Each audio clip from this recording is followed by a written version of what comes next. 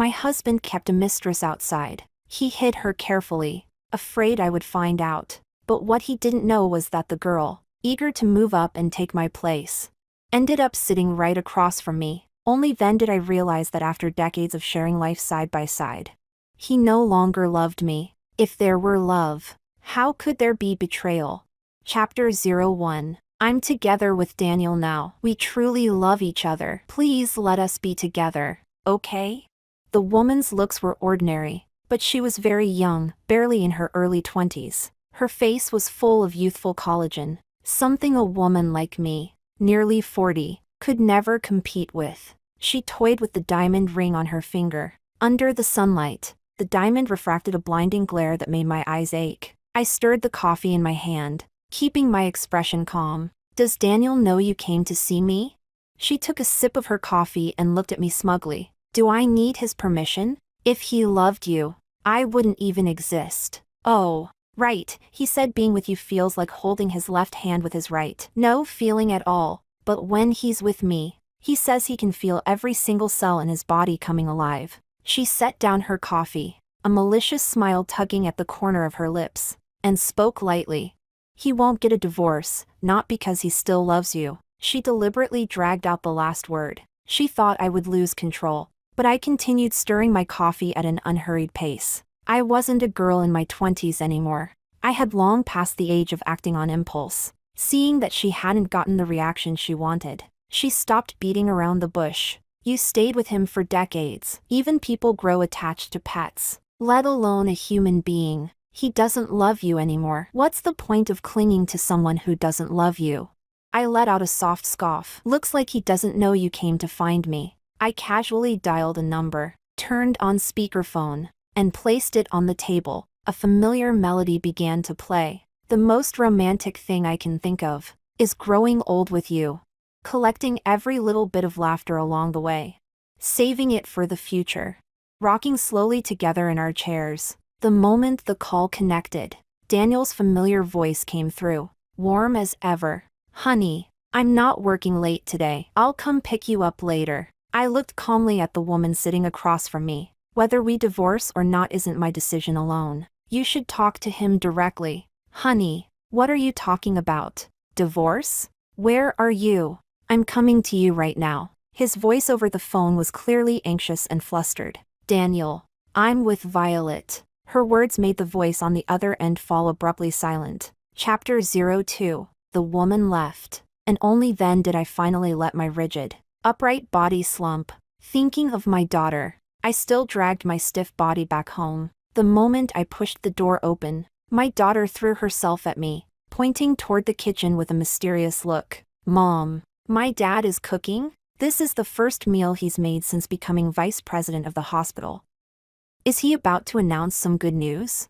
I weakly rubbed her head and collapsed onto the sofa. Mom? What's wrong? Are you tired? I nodded. I'll be fine after sitting for a bit. Your homeroom teacher said there's going to be a placement test in a couple of days. You really need to put in some effort these days. You're already in your senior year, no slacking off. Don't worry, Mom. You know what I'm capable of. Daniel came out of the kitchen carrying dishes. When he saw me, guilt flickered uncontrollably in his eyes. You're back. Honey, dinner will be ready soon. Freshen up and let's eat. There was a trace of ingratiation in his voice. Ugh, that's so cheesy. My daughter laughed as she ran into the kitchen. Dad, I'll help you bring out the dishes. Oh my God, Dad, you've gone too far. Everything you made today is Mom's favorite. The dining table was soon filled with delicious dishes. My daughter looked at Daniel, clutching her chest dramatically. Sigh. Dad, I'm emotionally wounded. They say daughters are their father's little sweethearts, but I've realized that no matter what, this little sweetheart can never replace my mom. In the past, her teasing always made the house feel warmer, but today, she mentioned little sweetheart. Even though I was long past the age of impulsiveness, my heart still clenched hard. I really wanted to break down, but when I saw my daughter's smiling face, I swallowed it all back. Daniel's expression changed slightly, then softened into indulgence. That's right, your mom and I grew up together. In Dad's heart, no one can ever surpass your mom. Listening to the man's words, My chest felt unbearably tight. Was he saying that even if he kept someone on the side, I was still the number one?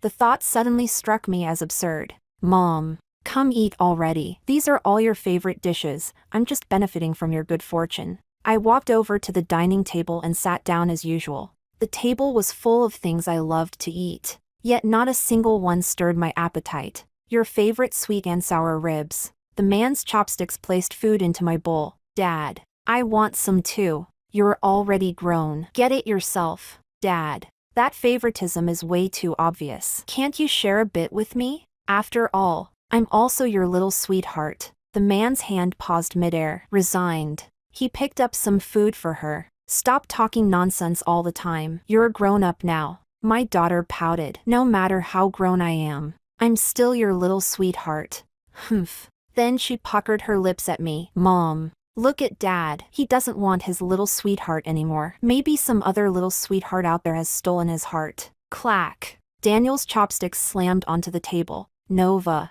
you're already 17. Can you stop talking so recklessly?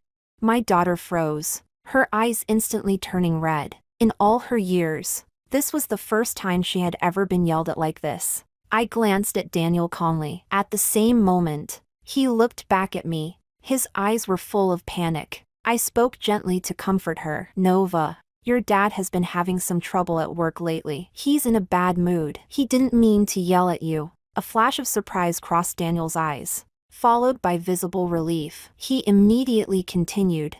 Nova, Daddy was wrong. I shouldn't have brought my work emotions home. I apologize. I'm sorry. With reddened eyes, my daughter looked at him pitifully.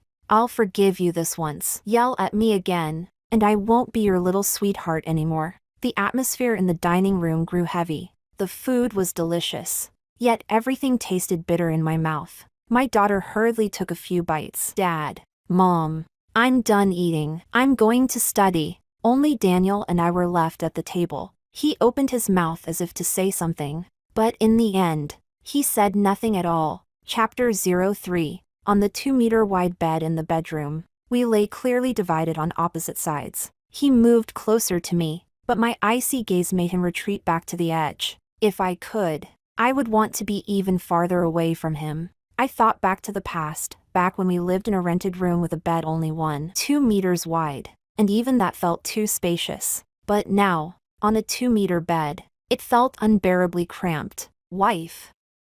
I'm sorry, the man said in a deep voice. I waited for what would come next, but his voice never sounded again. He only said he was sorry. He didn't say he would cut things off with her. How ridiculous. An apology was the most meaningless thing to me. I turned onto my side, tears soaking into the pillow. Daniel and I had known each other since childhood, walking together through nearly 40 years of storms and hardships. That woman was right. After decades, even raising a cat or a dog would create feelings, let alone a human being. When a cat or dog dies, it still hurts, let alone a man who had accompanied me through half my life. We had gone through so much together. We were both orphans, growing up together in the same orphanage. At 5 years old, playing house, he patted his chest and said, Vio, when I grow up, I'll marry you. At 6, getting into fights. Vio, run, I'll stop them. At 7, starting school. Vio, I'm going to be a scientist someday. Then you'll be the scientist's wife. At 15, when I had my first period, he handed me a sanitary pad with a red face. At 18, he put a plain silver ring on my finger and swore to the sky. Vio, I swear I'll give you a good life. At 22, we got married. No banquet, no wedding ceremony, only his sincere heart. Vio, I love you. I'll love you forever. He shouted into the open wilderness. Daniel loves Violet. Forever and ever.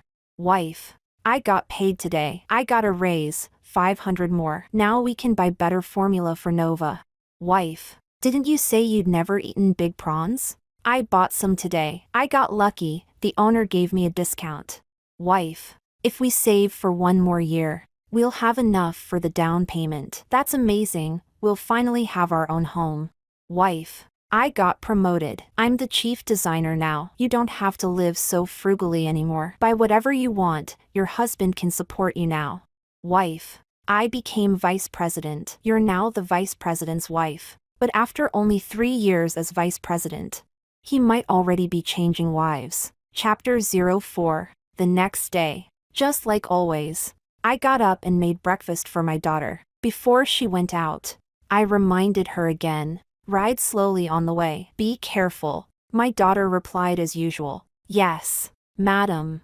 Then slung her backpack over her shoulders and rushed out. Her cheerful voice echoed through the stairwell. Mom, I'm leaving first. I'm going to be late. Chapter 05. I didn't bring up divorce. That probably made him think our life could still go on. He grew busier and busier. For a full month, he didn't come home for dinner once. And there were even days when he didn't come home at night at all. My daughter couldn't help complaining. Why is Dad suddenly so busy? My heart skipped a beat. Had my daughter noticed something? If she did, what should I do? She leaned closer to me. Mom, you really need to persuade Dad to rest more. I was scrolling videos yesterday and saw a young guy who died suddenly from overwork. It felt so scary. Only then did my heart settle back into place. As long as she hadn't noticed anything. When Daniel came back, it was already midnight. He carried a strange, unfamiliar scent on him. Seeing that I was still awake, he looked a little surprised. Why haven't you gone to sleep yet? We hadn't talked much in a long time, even when he tried to start a conversation. As if he already knew he wouldn't get a response from me, he let out a deep sigh. The other side of the bed sank slightly. The bedside lamp dimmed. I took a deep breath. From now on, come home for dinner at least 2 days a week and try not to stay out overnight. He stayed silent for a long time, as if weighing who mattered more, me or that woman. The silence dragged on so long that I thought I wouldn't get the answer I wanted. Then I finally heard him say, "Got it." I let out a breath. At least this way, my daughter wouldn't worry anymore. The room fell back into dead silence. What I asked was that he come home for dinner 2 days a week and try not to stay out overnight. He did it. He even did better than that. 3 or 4 days a week. He rushed back to have dinner at home. And there were no more nights when he didn't come back. Even when he went on business trips, he would send me a message. Life seemed to return to how it was before he cheated. My daughter felt much more at ease and secretly chatted with me. Mom, I really admire you. I've told my dad so many times to pay attention to rest. And he never listens. But look, once you stepped in, he became so obedient. Mom, when I grow up, I want to find a husband like my dad, someone who only dotes on me and listens to everything I say. Chapter 06. Daniel started coming home more and more often. He was even free at home on weekends. It was also during this time that I accepted a friend request from a stranger. The moment I approved it, several photos were sent over. One showed 2 tightly clasped hands. Another showed a woman coyly burying herself in a man's chest. And another showed 2 naked bodies entwined together, the man's broad back shielding the woman completely. My heart twisted painfully. The plain silver band on that hand, and the dazzling diamond ring, stabbed at my eyes. The mole on the man's chest overlapped perfectly with my memory. And the scratch marks near his shoulder blades, those were from that day, when emotions ran too high and I had accidentally broken the skin. My stomach churned violently. I rushed into the bathroom and vomited uncontrollably. Daniel, who had been sitting on the sofa reading, hurried after me into the bathroom. Honey, what's wrong? Where do you feel unwell? I'll take you to the hospital. He gently patted my back. The nausea only grew worse, and physiological tears streamed down my face. I pushed him away. Get out. Don't touch me with your filthy hands. It was the first time I had ever spoken to him so harshly. His raised hand froze midair. Chapter 07. By the time my daughter came back from her tutoring class, I had already finished cooking dinner. Mom, where's Dad? Didn't he say he'd be home today since he wasn't busy? He was called away for something urgent at work. Go wash your hands and eat. Sigh. That design institute of his is unbelievable. Making him work overtime on a weekend. He's already a vice president. Why is he still so busy? No, I'm calling him. He promised he'd have dinner with us tonight. As she spoke, my daughter took out her phone and dialed. A childish ringtone rang out. I have a good daddy. Daddy. Daddy. Hello. Who is this? A woman's voice came from the other end. My body stiffened. I quickly snatched the phone from my daughter's hand. Hello, Manager Lee? Is your director in a meeting right now? After the meeting, please tell him to call my daughter back. There was a brief silence on the line. Then came the woman's voice again, half smiling, half mocking. All right, understood. I'll inform the vice president. The moment the call ended, I saw my daughter's pale face regain some color. I told you, your dad's busy. Let's eat. He'll call you after the meeting. A deep sense of desolation spread through me. Then the notification sound from WeChat rang. You're really good at enduring. Daniel is taking a shower right now. After he's done, I'll tell him to call the kid back. He actually said he wasn't coming over these past couple of days because he wanted to spend time with his child. But he probably missed me too much and couldn't help himself. So don't overthink it. The reason he goes back isn't because of you, it's for his daughter. He said the kid still has over half a year before the college entrance exam. Everything else can wait until after that. Enjoy this last bit of time while you can. Mom, what's wrong? Why is your face so pale? I hurriedly locked my phone. My daughter walked over and placed her hand on my forehead. Not hot. I forced a smile. I'm fine. Eat quickly, otherwise the food will get cold. I put a chicken wing into her bowl. Your favorite, Cola chicken wings. Thanks. Mom, I love you so much. Chapter 08. Daniel's call came 10 minutes later. Nova, were you looking for Dad? Dad, you don't know. Just now a woman answered your phone. You scared me to death. I thought you were secretly keeping a mistress behind Mom's and my back. My daughter had a chicken wing in her mouth, so her words came out a bit muffled. Nonsense. How can you talk about your father like that? I was just joking. Are you coming back for dinner tonight? Mom made Cola chicken wings, our favorite. If you come back, I'll save you too. Yeah, Dad will be home soon. Half an hour later, Daniel rushed back, still dusty from the road. I saw the lipstick mark on his collar and hurriedly stepped in front of him, blocking my daughter's view. Tired? Go change your clothes first. Perhaps it had been a long time since he'd heard words of concern like that from me. A long-lost emotion surfaced on his face. Okay. My daughter's teasing voice sounded behind me. Mom, Dad's eyes are practically full of little hearts. I'm so jealous. The man smiled gently. What's there to be jealous of? When you grow up, Dad will choose a good husband for you. Absolutely. When I grow up, I'll find someone just like you. Then, like you and Mom, we'll be happy forever. Her eyes were full of longing, but my heart ached endlessly. My child, you're wrong.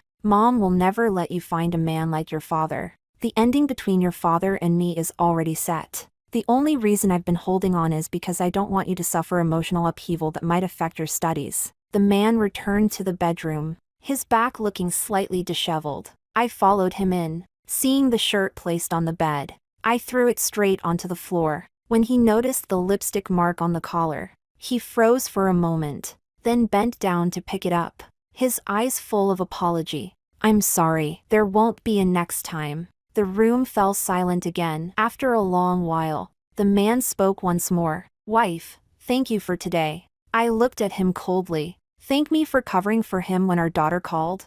Or for blocking her view and hiding the lipstick mark from her? It seemed his skin wasn't quite that thick. He still had a shred of shame. You know I didn't do it for you, so there's no need to thank me. I just hope that before Nova's college entrance exam, you can be a responsible father. He nodded. Don't worry, what happened today won't happen again. I knew he would agree. Even if he no longer loved me, he still cared about his daughter. When Nova isn't around, you don't have to force yourself to call me wife. Hearing it makes me sick. His body stiffened for a moment. Then he lowered his head and said softly, Okay. Chapter 09. I had always known he was a man who kept his promises, except for the promise of loving me forever. After that day, he came home every night. When I worked overtime, he would cook and wait for me, just like he did years ago. My daughter was visibly happier, knowing he would be home every day. I threw myself into work. The stranger kept sending photos, one after another, from the initial pain like knives cutting into my heart, to the calm I felt now. I knew I had finally broken free from those 40 years of love, even though my heart had been shredded. even though I was covered in wounds. Looking at the photos of the two of them kissing, I felt no emotional stir at all. I only thought that woman was sick, daring to send such intimate photos around. Too young, far too young. I thought life would continue like this until my daughter finished the college entrance exam. But 3 days before the exam, I received a call from Daniel. The most romantic thing I can think of is growing old with you. Collecting every bit of laughter along the way. The familiar ringtone left me dazed. We hadn't called each other in almost half a year, living under the same roof. Yet we had become the most familiar strangers. I pressed the answer button. Daniel's voice was filled with obvious panic. Vio. Nova isn't answering my calls. Hurry and contact her, ask her where she is. There were only 3 days left before the exam. Today, my daughter had arranged to relax with her classmates. She was a sensible child. Even when she went out, she would never ignore our calls for no reason. I asked urgently, "What happened?" "Don't ask yet, just call Nova first. Hurry." My heart instantly leapt into my throat. I hung up in a panic and immediately called my daughter. "The number you have dialed is powered off." The mechanical female voice rang in my ears, sounding unreal. I opened WeChat and made a video call, but no one answered. Terrified, I called the parents of classmates my daughter was close with, but all of them said they hadn't seen Nova. I realized something serious must have happened. Trembling, I called Daniel again. The most romantic thing I can think of. The call was answered quickly, his voice tense with urgency. "Any news? Have you reached Nova?" "No, Daniel. I can't reach our daughter." "What on earth happened? Will something happen to her? Should we call the police?" "No, Nova will be fine. Don't scare yourself, Daniel. I'm scared. If something happens to our daughter, I won't be able to go on living." My emotions collapsed completely. "Don't be afraid. I'm here." His voice trembled. "I'll pick you up from your office. We'll look for her together." When Daniel arrived, I was still calling my daughter nonstop. The moment I saw him, I finally broke down and cried. Even when I knew he had cheated, I had only grieved silently. I had never lost control like this in front of him. "Daniel, our daughter still isn't answering. Has something happened to her?"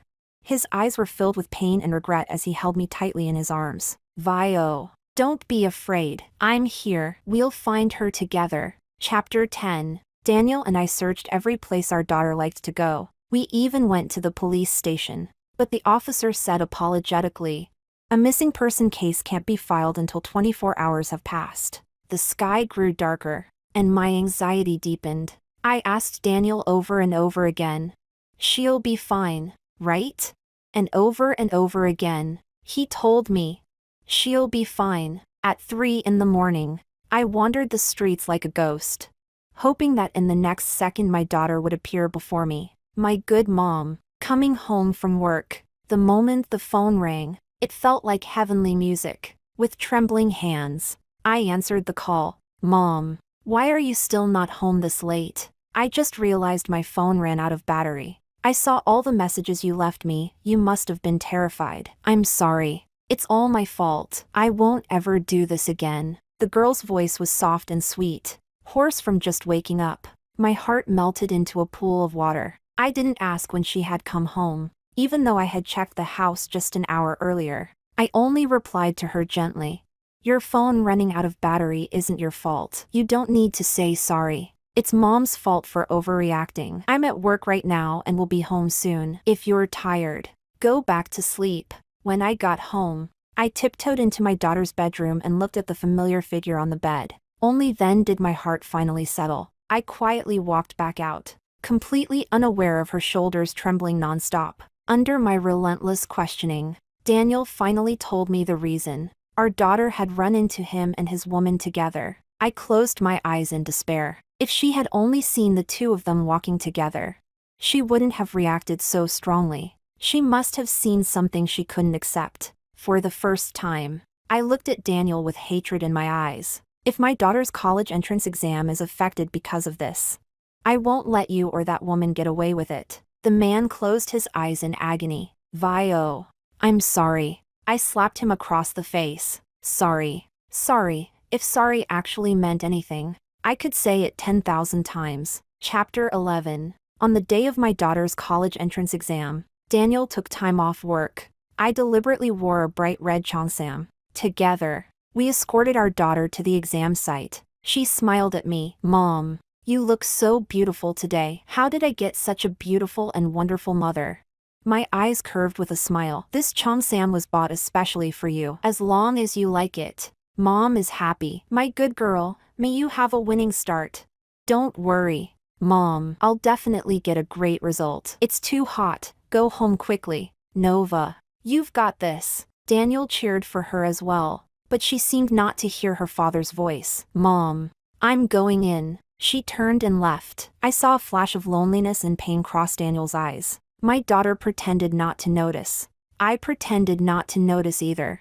I didn't want her to have any major emotional upheaval before the exam. Daniel hesitated to speak several times. I acted as if I hadn't seen it, watching my daughter's back as she walked into the exam hall. My heart was full of tension. This was a journey that could change her destiny. I wanted to witness it myself. "That cheongsam looks really good on you," Daniel said sincerely. I only smiled faintly. "I'm older now. If I'd worn it when I was young, it might have looked even better. It's a pity that when I was young, we had no money, and even if we had, I wouldn't have been willing to buy a cheongsam that cost nearly 1,000. My words seemed to bring Daniel back to our impoverished past. As he looked at me, his eyes brimmed with irrepressible regret. "Let's wait in the car." I didn't object. The slit of the cheongsam was a bit high today, and with so many people around, I felt slightly self-conscious. Chapter 12. The air conditioner in the car blew away the heat clinging to me. From the car radio came a familiar song. "The most romantic thing I can think of is growing old with you. Until we're so old we can't go anywhere. And you still treat me like the treasure in your palm." Perhaps the old song awakened memories from his youth. "Do you remember back at the orphanage? I was always hungry, so hungry I couldn't sleep at night. Every time, you'd sneak over and pull a steamed bun out of your clothes." My vision blurred, as if I saw that small version of myself again, yellow-faced and thin, dressed in dull gray clothes, breaking the bun in half, pushing the bigger piece into the boy's hand. "Daniel, eat." The headmistress said all hardships are paper tigers. One day, we'll defeat them. Then two small bodies leaning together without restraint, secretly eating. Beautiful memories always soften the heart. "I remember when we were in college, you were still going hungry," I said. Daniel smiled, just like he had in his youth. "Yes." My stomach would growl. "And you said the sound was just like a symphony." "I remember," I replied lightly. All the money he saved from his own mouth eventually turned into new clothes for me. He said he would give me a good life, and he truly did his best to make that happen. Now life was good. But the man who once said he would love me forever had lost his way. Sensing that the topic was getting heavy, Daniel changed the subject. "I remember back in college there was a rich guy chasing after you, but you refused him. I asked you then, he was so outstanding and so wealthy. Wouldn't you regret it? You said you wouldn't." I thought of that handsome young man, then looked at Daniel's familiar yet unfamiliar face, and tugged my lips into a faint smile. Yes, I was too young back then, so young that I thought love alone was enough for everything. The car fell silent. The radio continued playing the most romantic thing. "Do you regret it now?" His voice was low, laden with uncountable restraint. I looked out the window. A young woman was shaking off a man's hand. "You keep asking why I won't marry you? Fine. I'll make it clear. You can't even afford an $88,000 bride price. You want me to marry you and help you pay off debts? I'm still better than that man. He's just got a bit more money. What else does he have over me? Even if he's not better than you in anything else, he can give me a life without worry for food or clothing, so I don't have to stress over making a living every day. Those 3 years with you, I'll just consider them wasted on a dog." Watching the two of them struggle as they left, I let out a long breath. Yes, I regret it. Chapter 13. The man fell silent, listening to the familiar melody inside the car. I spoke again. "Last year, I watched a show where a girl declared that she would rather cry in a BMW than laugh on the back of a bicycle. At the time, I couldn't understand it. I even felt she was pitiful, thought there was something wrong with her view on love. But reality has taught me that love seems to be the cheapest thing of all. Actually, If you think about it from another angle, who says sitting in a BMW means you'll always cry? And who says sitting on the back of a bicycle means you'll always laugh? Aren't I a living example? If you can live comfortably, why must you force yourself into such hardship? In the end, you exhaust yourself into a sallow-faced woman, only to let another woman spend your money and sleep with your man. Tell me, aren't women like that foolish?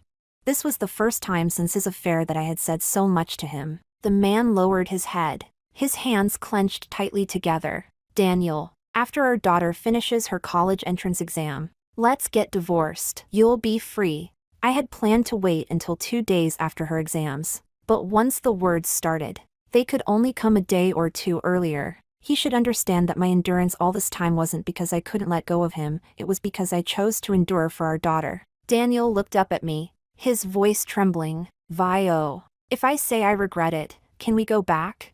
I shook my head calmly. The Daniel who said he would love me for a lifetime is already dead in my heart. His eyes reddened as he struggled to keep the tears from falling. Vio, we've known each other for 39 years, 6 months, and 13 days. You and Nova are the closest people in my life. I'm a bastard. I'm sorry. Chapter 14. My daughter's emotions were very stable these past 2 days. After finishing her final exam, I saw her rush out of the exam hall. She ran toward me. Mom, I'm done.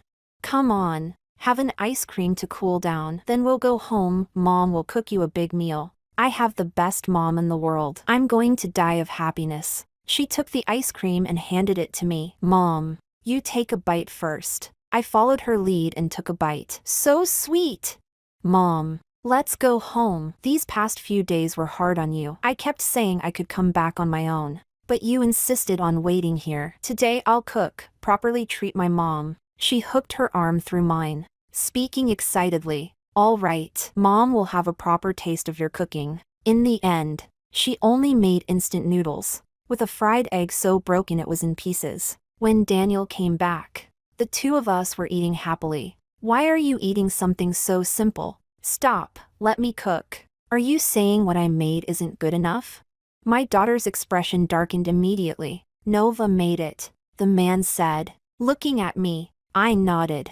He put down his bag and sat at the table. My daughter, clearly displeased, served him a bowl, perhaps because he ate quickly. That bowl of shattered noodles was gone in no time. Is there any more? He looked up, his gaze fixed on her. No, my daughter snapped. Gone were the laughter and closeness she once had with him. Perhaps her attitude hurt him. His eyes reddened. Yet he smiled. My Nova has grown up. This is the first meal I've ever eaten that my daughter cooked. It's delicious. Seeing her father with red eyes, my daughter's eyes also reddened, and her tone softened. If you like it, I'll cook you another pack. She went into the kitchen. I heard her sobbing. I looked at the man calmly. Tomorrow, we're going to the Civil Affairs Bureau to get the divorce papers. I heard chopsticks fall to the floor. I knew my daughter had heard it. I'm sorry, my child. I've endured as long as I can. Let me be selfish just this once. After a while, my daughter came out with red eyes, carrying a bowl of noodles. She set it down heavily on the table. Then she turned around and went back to her room without looking back. Chapter 15. That night, I knocked on my daughter's bedroom door. Her eyes were swollen like walnuts. Mom, are you really going to divorce him? She didn't even want to call him Dad anymore. Looking at her reddened eyes, my heart ached uncontrollably. Nova, even if your father and I divorce, our love for you won't lessen by even a bit. She wrapped her arms tightly around me. At 17, she was already half a head taller than me, and her embrace felt incredibly warm. Mom, no matter what decision you make, I support you. I smiled at her, tears slipping down without my noticing. My daughter had truly grown up. We talked for a long time. In the end, she hugged me again. Mom, why are you so foolish? How could you endure them for so long just for me? You and him shared life for so many years. You stayed with him from nothing to something, suffered through so much. How could he treat you like this? I always thought that day when I ran into them hugging was his first time cheating. I never expected. Mom, you've really suffered. Divorce, this marriage must end. From now on, It'll just be the two of us living together. We'll treat him like a stranger. She let go of me and pulled me toward the bedroom. Daniel lay on the bed, tossing and turning. Violet had already passed judgment on him. Was his daughter also deeply disappointed in him? He covered his face, his heart filled with despair. At some point, tears streamed down his face. He regretted it deeply, but regret could no longer save his family. They had shared life for 40 years. How could he not know Violet's character? Strong, brave, never tolerating betrayal. How had he ever lost his mind like that? A knock sounded on the door. "Come out. We have something to discuss with you." It was his daughter's voice, cold and distant. Ever since she caught him with that woman, she hadn't once called him dad sweetly again. Daniel pulled himself together and went to the living room. "If you divorce, I'm staying with my mom. You cheated during the marriage, so you must leave with nothing. My mom stayed with you from nothing to success without a single complaint. Yet you betrayed your relationship. I used to see you as a model when imagining my future partner. You've seriously hurt our family. From now on, half of your monthly salary and bonuses will go to mom and me. Consider it compensation for your betrayal and broken promises." Seeing her daughter argue so firmly on her behalf, not even sparing Daniel a proper glance, I felt no joy, only heartache. She must be hurting too. There are no winners in a divorce war. Daniel felt terrible inside, watching his daughter fight for her mother's interests. He felt a strange sense of relief. His daughter had grown up, so capable, so sharp. She wouldn't be easily deceived by other men in the future. He nodded. "All right, I'll agree to everything." Both my daughter and I froze. We hadn't expected Daniel to agree to such seemingly unreasonable demands. As if afraid he might go back on his word, my daughter said, "Words aren't enough. Let's put it in writing." She quickly drafted an agreement. After both parties signed it, "Can I stay here for one more night?" Daniel's voice carried a note of pleading. I neither refused nor agreed. My daughter's eyes reddened. "We've only signed the agreement. The divorce is official tomorrow. You can stay one more night." Chapter 16. The next day, my daughter showed up with a pair of swollen, red eyes, and carefully did my makeup for me. "Mom, you look beautiful. This is to celebrate your rebirth." On the way to the Civil Affairs Bureau, Daniel was unusually silent. After how readily he had agreed to my daughter's demands the night before, I suddenly realized that I didn't hate him quite as much anymore. "You gave all the money to me and our daughter. What about that girl? Won't she make a scene?" I asked. He focused on the road for a long time before replying. "I'm doing much better now than when you were with me. Back then, I only made $1,000 a month. She should be satisfied." I understood instantly. True love? What he meant was that the girl was the kind who was willing to sit on the back of a bicycle and smile. I'll admit it, I was being a bit mean. I didn't believe that what she and Daniel had was true love. Daniel formally exited my and my daughter's lives. Of course, he transferred money on time every month, because my daughter had discovered Daniel with that woman ahead of time. Even though she tried hard to restrain herself and stay calm, her grades were still affected to some extent. Still, she was admitted to a 211 university in our city. She said that way she could come back often to see me, so I wouldn't feel lonely. On the day my daughter started university, Daniel also came to see her off, and gave her a thick red envelope. My daughter smiled and asked him, "You didn't bring your girlfriend?" She seemed to have let go. He only smiled awkwardly and said nothing. I shot my daughter a look, signaling her to speak properly. After all, he was still her father. She lifted her chin proudly, then sent me a contact on WeChat. "Mom, my classmate's dad, he's been single for over 10 years. A real diamond bachelor. I've checked him out for you already. He looks good. Not worse than someone." I was instantly embarrassed. That brat. When we arrived at the school, I saw a boy waving at my daughter. I frowned hard. She'd just gotten into university and was already dating? "Mom, hurry up. I see my classmate." My daughter grabbed me and ran over. Daniel could only resign himself to dragging the luggage behind us. While being dragged along, I couldn't help but advise her.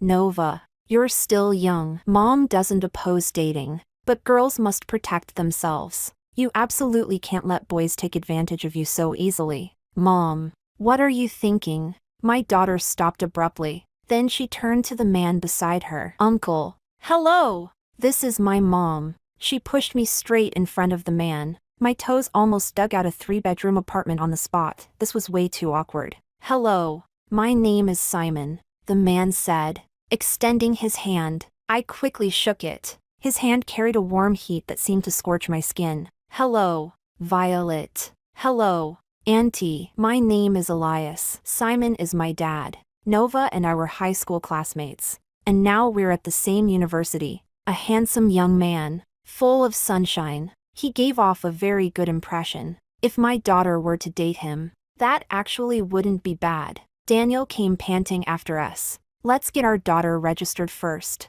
Before parting, Simon and I exchanged contact information, agreeing to get together with the kids when we had time, since my daughter seemed interested in the boy. I'd better take a good look at his family background. Chapter 17. On the way back, I dropped Daniel off at the residential complex he was renting in. Just then, we ran into the woman as she was taking out the trash. When she saw Daniel getting out of my car, her eyes instantly filled with grievance. You've already divorced her, so why are you still tangled up with her? Do you regret it? Do you regret being with me? As she spoke, her eyes reddened. Daniel frowned. What nonsense are you talking about? Nonsense? The woman's voice grew shrill. You've been divorced for so long and you still won't register the marriage with me.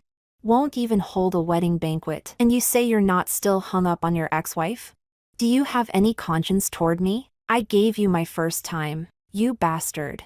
You heartless man. Feeling the stares and whispers of passers-by, Daniel was utterly humiliated. Can you stop talking so recklessly and come back with me? When they reached the building entrance, Daniel turned back and glanced at me. I took the hint and drove away immediately. Watching my ex-husband's embarrassment really wasn't very decent. On my birthday, I booked a table at a local cuisine restaurant and invited Simon and his wife to dinner. It was a pretext I'd worked hard to come up with. I just hoped his family would be easy to get along with. While waiting, I felt a little uneasy. These days, many families are unwilling to consider someone from a divorced background. Would his family be the same? When the private room door was pushed open, Simon walked in alone, carrying a cake. I craned my neck to look outside. Ms. Violet, are there any other guests? He asked. I froze. No. I only invited you and your wife. He smiled. Then there's no need to look. I was stunned. What did he mean? My wife passed away 10 years ago, Simon explained, clearing up my confusion. I immediately felt embarrassed. I'm so sorry. I didn't know. Sorry for bringing up something painful. It's nothing. The first few years were indeed very hard. Now, it doesn't hurt that much anymore. Happy birthday. I brought a mango cake. I'm not sure if you like it. I froze again. Mango was my absolute favorite. I really like it. Thank you. Simon was very easy to talk to, and being around him felt comfortable and natural. It wasn't until we walked out of the restaurant that I realized I'd completely forgotten to ask about his views on divorced families. Before getting into the car, I couldn't help asking him anyway. Well, how do you feel about divorced families? He paused for a moment, then laughed. How do I feel? Everyone has the right to pursue happiness. Divorce isn't a big deal if a marriage could continue. I think no one would choose divorce in the first place. My heart finally settled. It seemed my daughter's future father-in-law was quite reasonable. Near the entrance of the restaurant, two heads were squeezed together in the shadows. Do you think my dad has a chance? The boy asked. Judging by my mom's attitude, I think so, the girl replied. Then I'll call my dad later and tell him to hurry up, the boy said with a satisfied grin. Thinking about having a younger sister like you in the future, suddenly life feels full of hope. TCH, your hope is just me becoming your sister? Then I'll call you brother right now, how about that? Does your heart bloom? The boy scratched his head and laughed sheepishly. That's different. I've always wanted to ask, why would you try to set your mom up with my dad?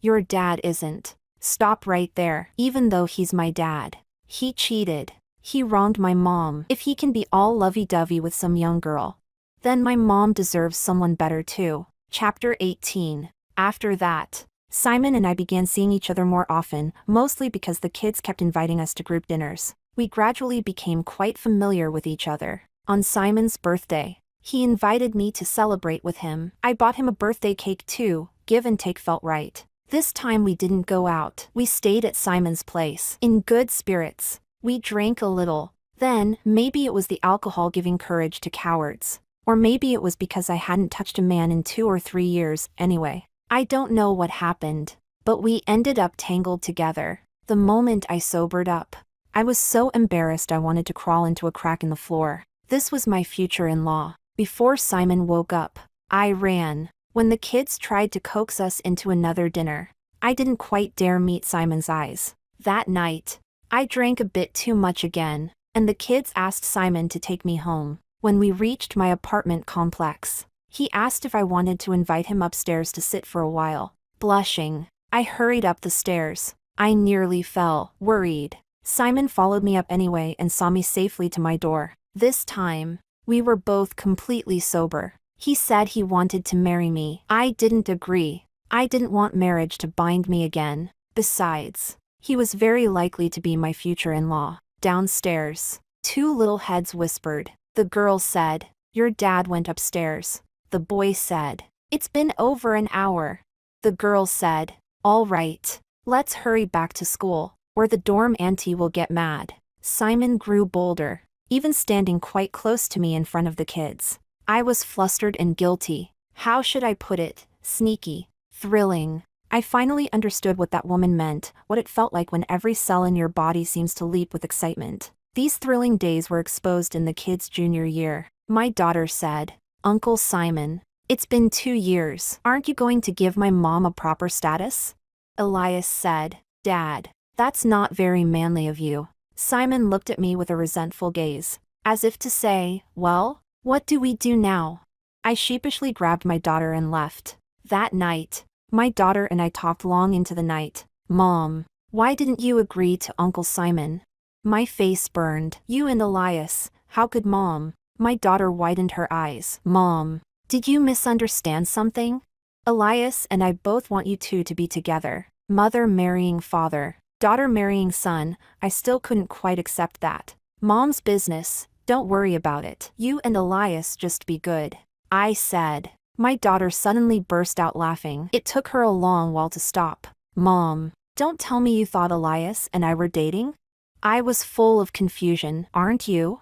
"Of course not. We're good friends, not what you're thinking. The reason we're always together is to create opportunities for you and Uncle Simon." She pulled me to sit down. "Mom, that time I sent you a WeChat contact, it was Uncle Simon's. Elias and I have been setting you two up all along." Chapter 19. Simon and I talked it over and decided not to register a marriage, just live together. Simon agreed helplessly. In the end, we decided we should at least treat some close friends to a meal. When I saw Daniel in the private room, I was shocked. In just 3 short years, he looked as if he'd aged 10. Having an ex-husband show up at an occasion like this was indescribably awkward. I shot my daughter a look. She leaned in and whispered, "Mom, I just wanted him to see that you can live well without him." Simon knew Daniel and had met him once, at the school. He smiled and greeted him warmly. "You're here. Come sit." I don't know if Daniel felt awkward. I certainly did. Simon chatted cheerfully, and the two of them started drinking, cup after cup. As they drank, somehow the topic drifted to me. "Brother Daniel." "Thank you," Simon said. "If it weren't for you, hee." His smile looked a bit sly. "If you hadn't failed to cherish her, I wouldn't have married Violet. You have no idea how wonderful Violet is. Anyway, thank you. I'll drink this one dry, you do as you please." That night, Simon got completely drunk. Daniel did too. Otherwise, he wouldn't have kept shouting, "Wife, I'm sorry. I really regret it." Left with no choice, my daughter fulfilled her duty as a child and sent him home. I finally managed to get Simon onto the bed. His drunken eyes were smiling. "Vio, I got revenge for you." He chuckled. "Did you see how dark your ex-husband's face turned?" I froze. I thought the two of them were getting along just fine. Chapter 20. That night, my daughter called me and dropped a bombshell. "Mom, my dad got cheated on." Her voice couldn't hide her excitement. Startled, I pushed away Simon's wandering hand and sat up, asking with concern, Nova, are you okay? Even though my daughter supported me being with Simon, what if she was just forcing a smile? Mom, I'm perfectly fine. I feel like the knot in my chest finally loosened. She rattled on for quite a while before I finally understood what had happened. When my daughter helped Daniel home, she ran into that woman with another man, doing things that were clearly inappropriate. What was ridiculous was that Daniel loved that woman to the point of humiliation. He even swallowed being cheated on. He only kicked the man out. Well, how should I put it? My worldview was a little shattered. After hanging up on my daughter, I fell into thought. No matter what, Daniel and I had known each other for 40 years, childhood bonds. Aside from cheating, he didn't seem to have done much else to wrong me. I hated him for the affair, but he left with nothing, gave me sufficient compensation, and somehow made it hard for me to keep hating him. After 40 years of knowing him, I thought I understood him well. Personally, I believed he would never swallow his pride and be a cuckold. But he did. Seems that even after 40 years, I didn't know him that well. What are you thinking about so deeply? Simon asked. Holding my hand, I answered without thinking. Daniel. Simon immediately bristled. Looks like I haven't worked hard enough if you still have time to think about other things. He leaned in. I hurriedly pushed him away. Stop it. We're not young anymore. Once is enough. Keep going and you'll hurt your kidneys. Are you saying I'm old? Then I'll really have to show you what I'm capable of. Why did this man get more excited the more I tried to stop him? I shut my mouth. Turns out he really was capable. In the latter half of the night, I was woken by a ringing phone. Who is it? Calling in the middle of the night. Simon muttered with his eyes closed. I glanced at the familiar number on the screen and hesitated for a moment. It's Daniel. I'll answer. The moment I picked up, Daniel's voice poured through the phone. Vio, I miss you so much. How was I supposed to respond to that?